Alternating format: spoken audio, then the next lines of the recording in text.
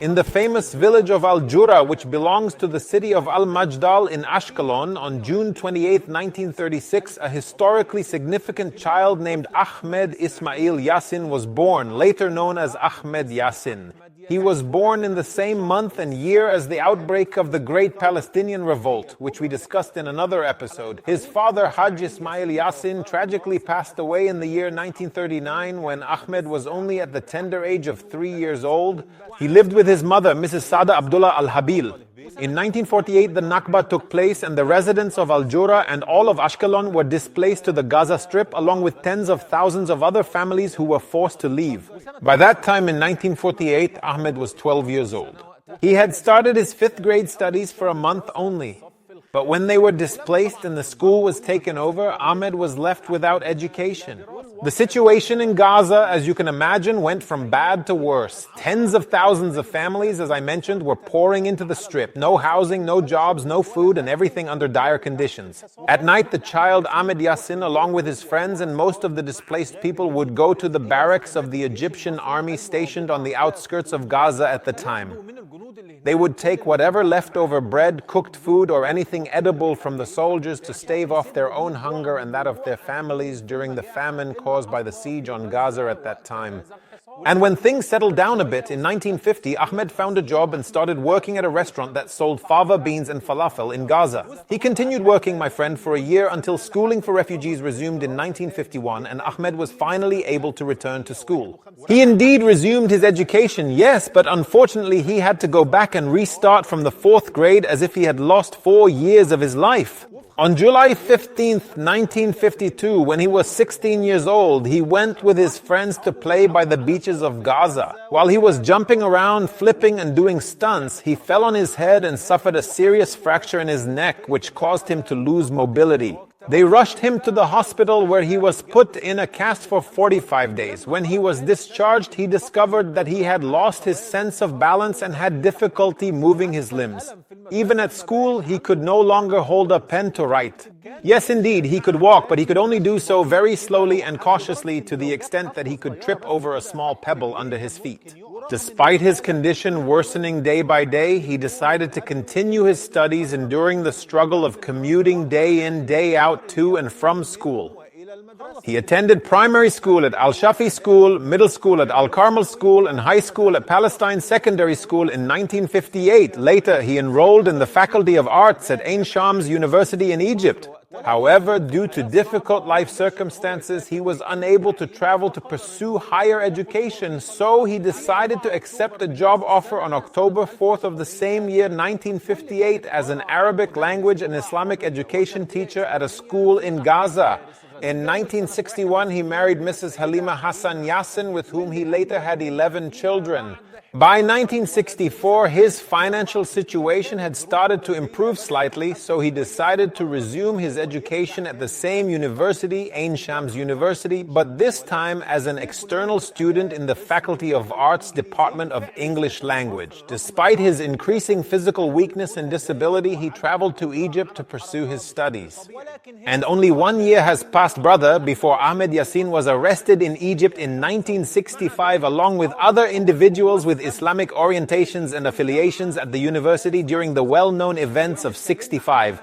Following his arrest, his visa was revoked and he was banned from entering Egyptian territory again, and he was immediately deported to Gaza. Of course, from the Nakba in 1948 until the Nakba in 1967, Gaza was officially under Egyptian administration the entire time. A few months after his return to Gaza, namely on December 18, 1965, he was arrested again in Gaza and interrogated for a month on charges of joining the Muslim Brotherhood. During this month of interrogations, he was detained in Gaza Central Prison.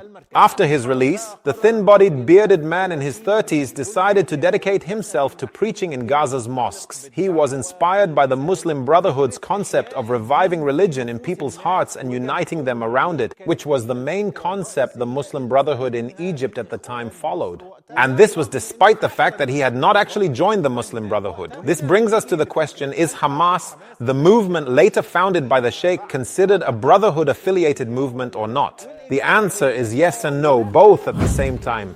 The Muslim Brotherhood is not a centralized organization with its headquarters in Egypt and branches around the world. Rather, the Brotherhood is an ideology. Anyone can adopt its ideas anywhere without necessarily having any direct connection to its leadership. Sheikh Ahmed Yassin himself stated that the movement emerged from the womb of the Muslim Brotherhood, even though he personally only met a Brotherhood leader once at the Cairo Book Fair in 1965. He noticed a crowd gathered around someone and asked, "Who is this?" They told him, "This is Professor Muhammad Qutbah, the brother of Sayyid Qutbah." He admired the ideology, yes, but he applied it in a way that suited his cause, serving his homeland and his people. And when he joined the organization, he didn't do by coordination with the Muslim Brotherhood in Egypt. In fact, his ties to the Brotherhood in Jordan were a lot stronger. Anyway, Sheikh Ahmed Yassin's reputation spread. People started attending the mosques where he delivered fiery speeches and weekly lectures. He would nurture the younger generation in school as a teacher and would instill in them the same ideas in mosques. All his efforts revolved around one single concept, the concept of resistance. He also held special lessons for fathers and mothers so that they too could fulfill their roles at home. In addition to that, he was involved in supporting those in need, establishing aid funds, and providing assistance. His physical condition did not stop him from traveling across the entire Gaza Strip from one end to the other. On his way to preach, he was accompanied by Dr. Nizar Ryan, who would carry him when exhausted. Once a young man passing by saw Dr. Nizar carrying the sheikh, so the man opened the sheikh's hand to give him a sadaqah. Dr. Nizar was upset and about to confront the young man, but the sheikh stopped him, saying, "This young man thought well of us, so let us not respond to kindness with offense."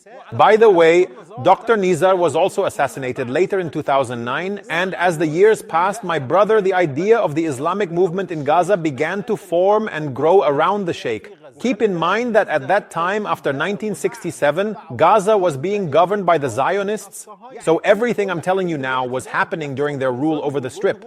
Gaza was governed by the Israeli army, police, and settlements. In 1973, Sheikh Ahmad's project grew, and he founded the Mujama al-Islami, the Islamic Center. This center spread throughout the entire Gaza Strip, promoting Quran memorization, charitable activities, and the establishment of hospitals and schools. In fact, the Sheikh played a significant role in founding the Islamic University in Gaza in 1978. Graduates from this university later included prominent leaders such as Ismail Haniyeh and Ahmed al-Jabari, along with Mohammed Daif and Yahya Sinwar. In 1976, he founded the Islamic Association, which was responsible for guiding young adults who had grown up under his influence. As they grew out of childhood, the association engaged them as responsible individuals, strengthening and reinforcing the environment they grew up in by organizing activities, seminars, sports, events, and discussions to keep them steadfast in the same ideology. By the early 1980s, the children from 1965 had now reached their 30s. Here, Sheikh Yassin looked at the seeds he had planted over the past years around him and decided it was time for the harvest. At the beginning of 1982, Sheikh Yassin started forming the initial cells for armed resistance against the Zionist occupation.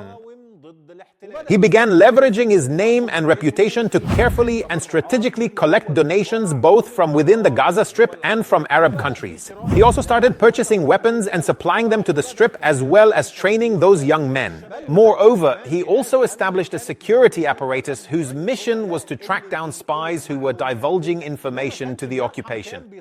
He showed no mercy. He would eliminate them immediately based on the principle that a blow from within is stronger and more painful than an expected attack from the outside. Eventually, the Zionists caught wind of these military cells and the Sheikh was arrested for the first time. He was sentenced to 13 years in prison on charges of possessing weapons and forming a military organization. However, he didn't even complete a full year before the Zionists agreed to release him as part of a prisoner exchange deal with the Popular Front for the Liberation of Palestine. We discussed this front with its operations in the Black September episode. The Sheikh was released from prison, yes, but due to the torture and inhumane conditions he endured while incarcerated, he completely had lost the ability to move. With the outbreak of the First Palestinian Intifada on December 8, 1987, Sheikh Ahmed Yassin issued his first statement on December 10th in his famous speech. He concluded his word with lines from the poet Al-Mutanabbi, I am the drowning man, so why should I fear dampness? He meant that they had no access to education, healthcare, or food, and on top of that, their land was stolen and their people were being killed, so what was there left to fear? If someone is drowning, would they really be concerned about whether their clothes are wet or not? Everything was already ruined anyway. And at the end of the statement, and for the very first time, there was a signature with 3 letters, HM and S. And this has happened well before an entity called the Hamas movement was officially announced. It already existed in essence and had been operating on the ground for years, as we mentioned earlier, resisting the occupation by all available means. Of course, the Sheikh was not alone in its founding. Dr. Ibrahim Al-Yazuri, Muhammad Shama'a, Abdul Fattah Dukhan, Dr. Abdul Aziz Al-Rantisi and others were all founders of the movement. It was only the case that Sheikh Ahmed Yassin was at its forefront. During the Intifada, the Islamic resistance movement, or Harakat al-Muqawama al-Islamiyya, shortened as Hamas, was officially announced. And yes, indeed, the Intifada commenced and ignited as a truly popular movement, but it was the youth nurtured by Sheikh Yassin who were fueling its fire, expanding it and inciting it. Moreover, it spread from Gaza to the West Bank because they had established a presence there as well. On May 18, 1989, the Zionist forces were able to arrest Sheikh Ahmed Yassin for the second time.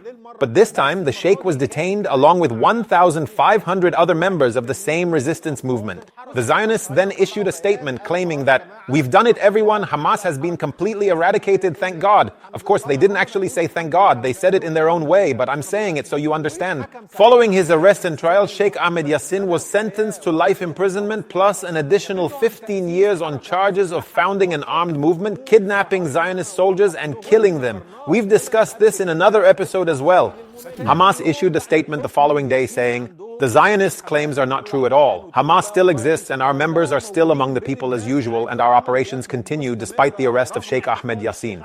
This made the occupation realize that the movement was not just a group of random individuals with some weapons in their hands, but rather an organization raised on an ideology and a belief system that would persist even if the Sheikh himself was no longer present despite him being its spiritual leader.